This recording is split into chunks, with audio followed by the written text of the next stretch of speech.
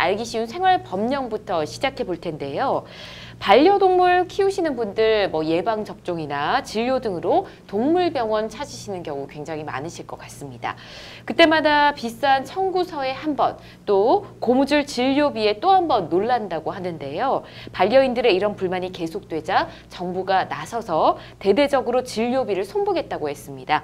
그래서 오늘 동물병원 진료비 표준화에 대해서 이야기를 시작해 보도록 하겠습니다. 자, 두 분 반려동물 키우십니까? 자, 박민성 변호사님? 예, 저도 키우고 있습니다. 어떤 동물을 키우십니까? 그 미니 푸들. 너무 귀엽겠네요. 동물병원 진료비 어떻게 생각하십니까? 만만치 않죠? 많이 나오나요? 예, 많이 나옵니다. 그렇군요. 뭔가 좀 불만이 있으신 네. 것 같고요. 차라리 제가 아픈 게 나을 것 같습니다. 그 정도인가요? 그렇죠. 황명 변호사님은 반려동물 키우십니까? 예, 저도 고양이 한 마리 키우고 있는데요. 네. 원래는 2마리를 키웠었는데 한 마리가 먼저 이렇게 가면서 그 당시에 동물병원 진료비가 상당히 나왔던 걸로 기억하고 저도 불만 많습니다. 그렇군요. 네. 두 분 오늘 하실 말씀 굉장히 많으실 것 같은데, 자, 반려동물을 키우는 비용이나 아이를 키우는 비용이나 비슷하다라는 우스갯소리가 있을 정도입니다. 아마 진료비가 굉장히 많은 비율을 차지할 것 같은데, 그동안 이 동물병원 진료비에 대한 불만이 꽤 높았던 것이 사실인데요.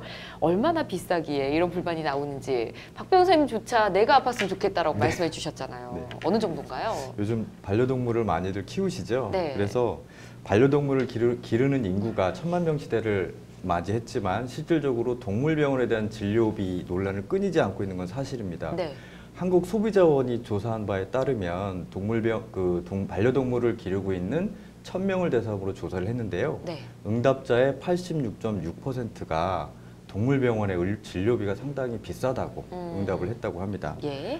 병원마다 차이는 있지만 초진 진료비가 2만 원, 그 다음에 혈액 검사가 최고 5만 원, 엑스레이 사진을 촬영하는 게 4만 원 정도라고 하는데 결코 저렴하지 않죠. 그러네요. 그러나 농림축산식품부가 조사한 바에 따르면 네. 우리나라의 이런 동물병원 진료비가 오히려 외국보다 저렴하다고 합니다. 그래요? 실제로 미국이나 독일을 비교해 보면 예. 우리나라가 또 상당히 싼 편이라고 하네요. 그렇군요.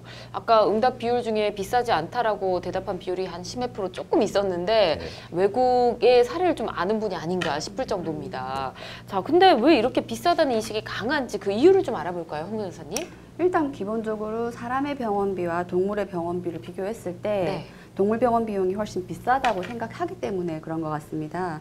그러니까 우리가 만약에 사람이 아플 때 병원에 가서 지불한 돈을 예를 들어 볼게요. 네. 그런 경우에는 본인이 지불한 돈은 전체 의료비 중에서 30 내지 40%에 불과합니다. 왜냐하면은 나머지 부분은 우리나라는 건강보험이 잘 되어 있기 때문에 네. 건강보험공단이 지불을 하게 되는 거죠. 예. 따라서 실제 의료비는 둘을 합친 금액임에도 불구하고 바로 내 눈앞에서 내는 돈을 나의 진료비라고 생각하니까 동물병원 비용보다는 저렴하다고 생각하는 거고요. 예.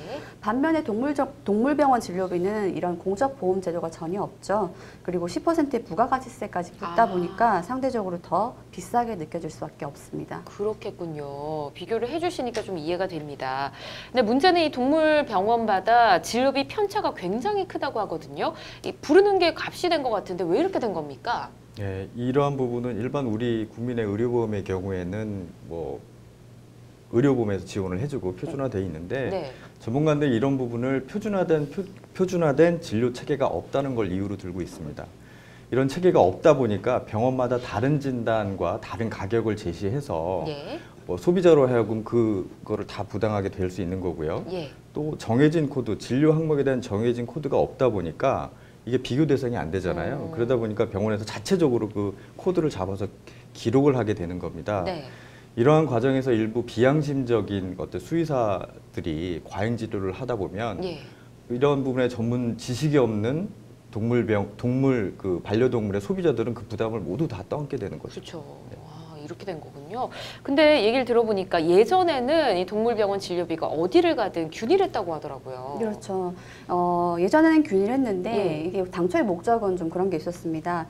공정거래위원회가 1999년도에 동물병원 간의 가격 자율 경쟁을 시키겠다. 경쟁을 하다 보면 가격이 낮아질 거라고 예상을 했죠. 예. 그리고 가격 담합도 방지하도록 하겠다라는 목적에서 진료비 하락을 유도하기 위한 목적을 가지고 수가제를 폐지했습니다. 예. 기대를 했죠. 가격이 하락될 거라고. 그런데 오히려 동물병원마다 자유롭게 진료비를 조정할 수 있게 되면서 역효과로 진료비가 상승이 된 겁니다. 그러다 보니까 동물병원비가 최대로는 8배까지도 차이가 나는 부작용이 발생을 많이 하는 나네요. 거죠. 그렇군요. 자, 그러면 동물병원 진료비 표준화, 이 표준 진료제가 도입이 된다라면 어떻게 바뀌게 되는 걸까요? 네, 아까 말씀드렸던 그런 부작용을 네. 좀 잠재우기 위해서 농림축산식품부에서 표준진료제를 이제 도입하겠다는 건데요. 네. 표준진료제라고 하는 거는 병원마다 제각각인 진료 체제를 표준화된 진료 항목, 진료비 등을 사전에 미리 네. 고시하고 게재하도록 하는 제도입니다. 그렇기 때문에 예를 들면